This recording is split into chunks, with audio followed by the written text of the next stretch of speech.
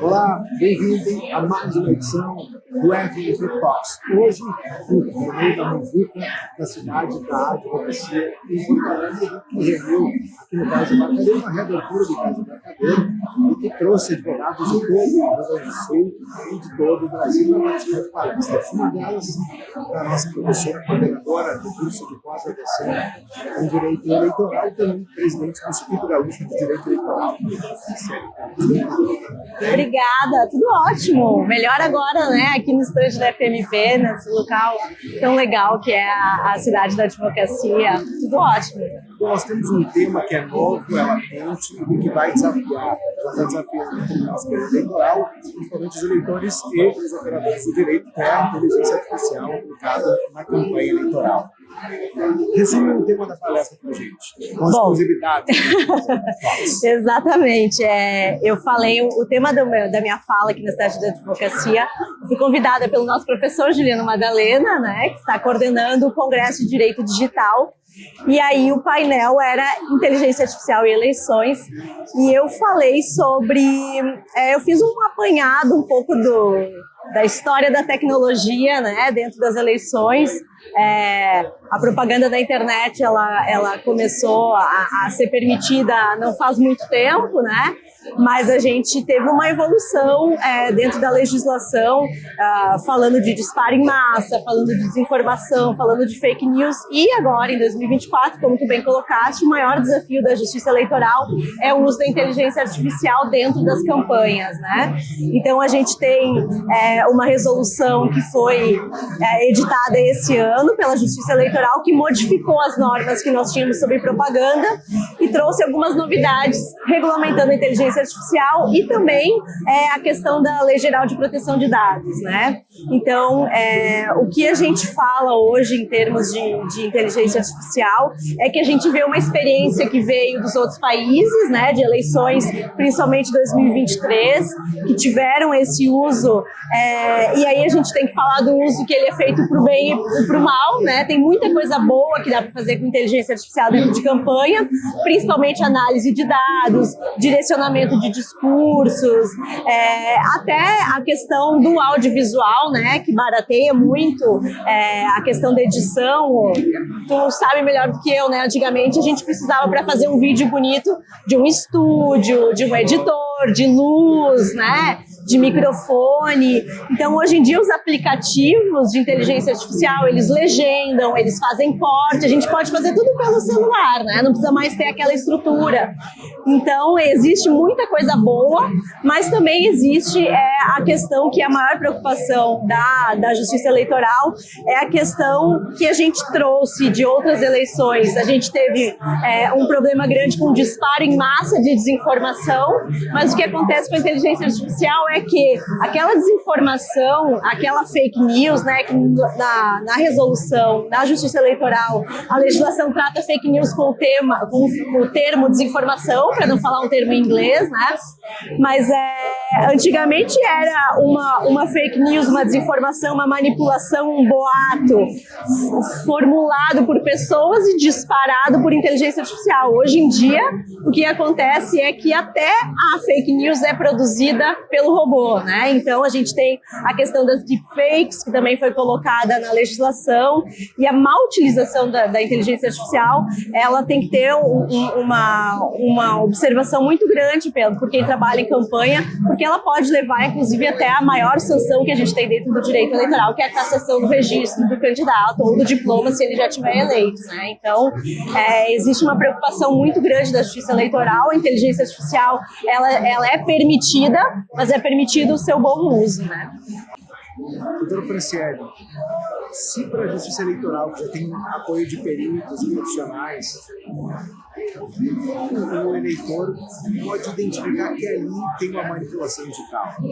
É uma pergunta bem complicada, porque a gente ainda está tá no início, né, dessa utilização. Eu falei na minha palestra, inclusive, que há uma estatística que de janeiro a junho desse ano nós já tivemos, durante a pré-campanha, 43 processos no Brasil julgados com relação a esse tema da inteligência artificial, né? E 32% desses processos, as sentenças declararam uso irregular. É muito complicado, principalmente quando há a edição de áudio só, né? Porque a edição de vídeo, a gente tem alguns elementos ainda que a gente consegue visualizar ali, que nos trazem alguns elementos que a gente não precisa de uma perícia técnica.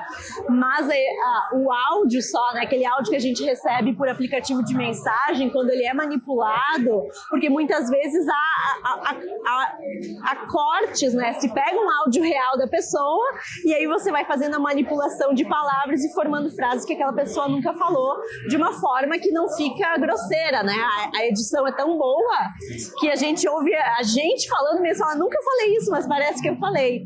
Então é uma dificuldade muito grande, né? O que a gente orienta sempre é que o eleitor, ele tem um cuidado muito grande em repassar qualquer tipo de informação, principalmente se é uma mensagem que ele recebe que tem um cunho, assim, muito diferente daquilo do que é o normal, né? Que tem alguma frase ali que diga que é algo diferente do comum. Então, porque existe a responsabilidade, inclusive, de se repassar, né? O candidato que repassa uma informação que ele não faz a averiguação de se aquilo é real ou não, que ele tem elementos para saber que é real, ele também pode ser responsabilizado, mesmo que ele não tenha criado conteúdo, que ele esteja só repassando, né? Então, a dica que a gente dá é que, na dificuldade de identificar esse uso malicioso da inteligência artificial, a gente sempre se resguarde antes de mandar adiante aquela foto, aquele vídeo, aquele áudio, né? Porque a gente pode fazer uma propagação de algo que tenha um conteúdo criminoso, inclusive, né? Então, é difícil identificar sem ter algum programa especial, sem ter o olho do perito. E aí, o que a gente pode orientar é de que a pessoa se resguarde, né? E veja a situação, veja o cenário, converse com outras pessoas. Olha, eu recebi um áudio com esse teor, o que vocês acham, é verdade ou não? Enfim, essa é a dica que a gente tem que dar agora, né? A campanha vai começar, a gente tem que ver como é que os candidatos vão se comportar, né? Qual é o uso que eles vão fazer dessas tecnologias, né? Se vai ser o bom uso ou o mau uso. O que a gente tem visto e viram quase como memes, ou ao menos viralizam, o candidato agora de Nordeste que simulou um atropelamento da ambulância, né? Aquilo ali, na verdade, é um programa de edição de cortes, não é? É algo até que a gente, obviamente, é engraçado aquilo ali, todo mundo recebeu, inclusive tem um grupo que uma hora eu falei, gente, parem de mandar esse vídeo, todo mundo já postou mais de uma vez, né? Mas aquilo ali a gente vê, né? No meu entendimento, aquilo ali é enquadrado apenas como uma montagem, né? Não é uma simulação, porque a gente vê que foi feito de uma forma, mas é uma forma que chama atenção, né? Uma forma que chama atenção, ele conseguiu viralizar no Brasil inteiro fazendo uma coisa simples, né? Fazendo uma montagem ali que a gente sabe que é algo que a gente está vendo que é fictício, né? Então, quando a gente consegue caracterizar isso, é legal porque a gente dá risada, né? Mas quando a gente não consegue caracterizar que houve essa manipulação, aí é que entra o problema e a legislação tem que incidir em cima, né, para penalizar o candidato. Bom, vamos trazer para o calendário eleitoral. Dia 16 de agosto começa a campanha efetivamente. Isso, aí os candidatos podem montar na rua. Bom, em termos de propaganda, a gente foi tendo uma redução ao longo dos anos, né? O pessoal que está nos escutando vai lembrar da época que a gente tinha propaganda em cavalete, em poste, né? Tinha faixa, pintar muro, às vezes ficavam anos aqueles muros pintados, né? Com a propaganda eleitoral. Então, com o intuito de reduzir custo, né? A Justiça Eleitoral, o legislador, eles foram reduzindo, inclusive, o tamanho da campanha. Quando eu comecei a trabalhar em campanha, era 90 dias de campanha. Hoje são 45. Então, imagina, 90 dias é muito tempo, né, de propaganda. Então, porque antigamente a propaganda era propaganda de bater pé na rua. Hoje em dia, o candidato ele não precisa mais bater na porta das casas para se comunicar com o eleitor, porque ele tem o celular, ele tem a rede social que ele pode trabalhar durante 4 anos, né? Então ele pode se comunicar diretamente com o eleitor durante 4 anos. Então, como esse período reduziu, tudo o que é relativo à propaganda também reduziu, né? Então a gente tem hoje, em termos de propaganda física de rua, muito pouca coisa que dá para fazer, né? A gente, por exemplo, vou dar um exemplo que a maioria das pessoas não sabe. Na casa do eleitor só pode ter adesivo de meio metro quadrado na janela. Meio metro quadrado na janela. E ainda está escrito, é um adesivo bem pequeno, né? Isso. E está escrito na legislação que é na janela. Não pode colocar no muro, não pode colocar na cerca, e tem que ser adesivo. Não pode ser cartaz de papel, não pode ser faixa. Isso está bem especificado na legislação. Mas a quantidade também? E isso é porque... Não, Iago, excelente tua pergunta. Porque existe na legislação uma proibição que a propaganda, ela tem que ter aquela metragem ali, eu posso colocar um em cada janela. Eu não posso ter um efeito visual único. É essa expressão que diz na legislação. Porque nós temos proibição de outdoor. Outdoor foi permitido há um tempo atrás, e aí começou a ter uma questão de eleitores pagando pelos outdoors, e aquilo ali ficava de uma forma que a gente não conseguia controlar na prestação de contas, né? O pagamento do outdoor, e aí se proibiu totalmente o outdoor, e aí se proibiu também essa questão do efeito visual único. Então, por exemplo, em carros, nos carros eu posso ter o perfurite no vidro traseiro, né? O perfurite é aquele que é furadinho, né? Porque como eu posso botar em todo o vidro traseiro, por uma questão da legislação de trânsito, eu não posso tirar a transparência do vidro, né? Mas eu posso ter nas laterais do carro também um adesivo de meio metro quadrado. Eu não posso envelopar o carro, porque aí ficaria com um efeito visual único, né? Então a gente pode ter adesivo na casa, a gente pode ter bandeiras. As bandeiras, elas podem ser inclusive aquelas que a gente chama de wind banner, que são aquelas que ficam paradinhas tem um formato tipo de caravela, assim, né? Então essas são permitidas, mas a gente tem que ter o cuidado que não pode ter propaganda em bem público, né? Então eu não posso colocar em espaços comerciais, eu não posso colocar em templos, mesmo que, por exemplo, assim, um candidato seja um dono de um mercadinho, ou a candidata que é dona de um salão de beleza, ela não pode colocar material de propaganda dentro do comércio. Isso é proibido pela legislação. Bens públicos no geral, né? Cercas, tapumes, e as bandeiras, mesmo essas que ficam na calçada, elas têm que ser retiradas às 10 horas da noite e colocadas na outra manhã. Elas não podem ficar ali o dia inteiro, elas têm que ser colocadas e retiradas. A gente tem propaganda em jornal, ainda permanece, né? 10 anúncios por eleição. Jornal impresso, que e na versão online também. E nós temos porque a versão online ela vai ficar aparecendo ali o tamanho, tem um regramento de tamanho também, e tem uma limitação de 10 anúncios por candidato por eleição em jornal. Também tem essa limitação. Isso. Então ele só pode fazer 10 anúncios em cada jornal. E aí a gente tem a propaganda na internet, né? A propaganda na internet é permitido fazer o impulsionamento de posts nas redes sociais.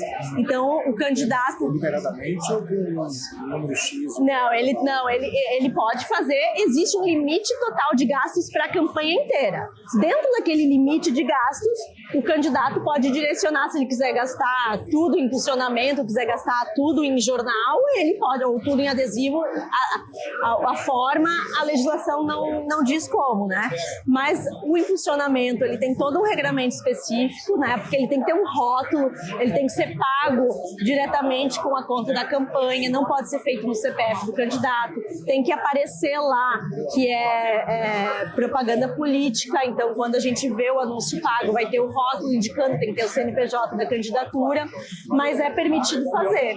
E uma coisa que foi comentada agora, trazendo o nosso Congresso de Direito Digital ali hoje de manhã, é que existe todo um regramento para fazer esse impulsionamento, né?